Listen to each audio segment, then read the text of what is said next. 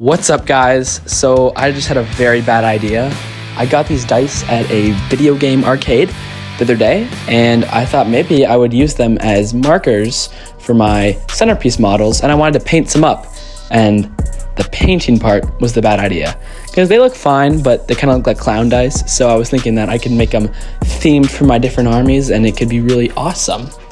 But they're made in China and are cheap plastic. The first thing I did was utterly waste precious primer on these dice in the hopes that it would make them really easy to paint on and serve as a good base color for some. I decided to only start with 3 in case it didn't work out. That was probably the best decision I made in this entire video. I then started working on my 1000 Suns dice from my Megalith Vortex Beast, and I immediately noticed that the paint was not sticking to the dice despite the fact that I had primer on it. I wasted a lot of 1000 Suns blue.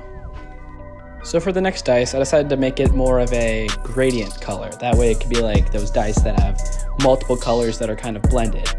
That worked well.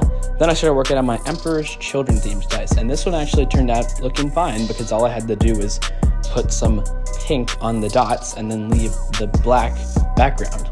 I was originally planning to make the background be pink, but after seeing what happened to the 1000 Suns dice, I decided that was probably not a good idea. So I will also be releasing an Emperor's Children video in the coming weeks after I'm done with my army set to review that. So I'll see you guys then.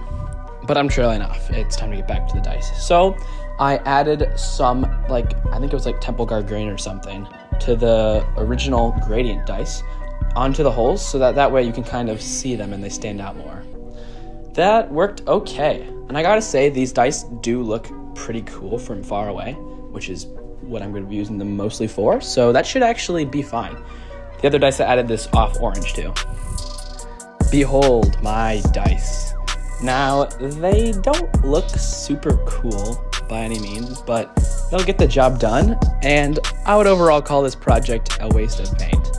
This wasn't necessary at all, and it was kind of a bad idea, but that's how it is, and at the end of the day, I have these cool painted dice now I can use as markers for my models, so that's fine. Here's a shot just to give you a little idea of what they might look like on the battlefield, and honestly, the orange and blue one looks the best out of the 3, I'd say. Kind of hard to read though. Was my paint job an improvement? Let me know in the comment section down below, and I'll see you in the next one.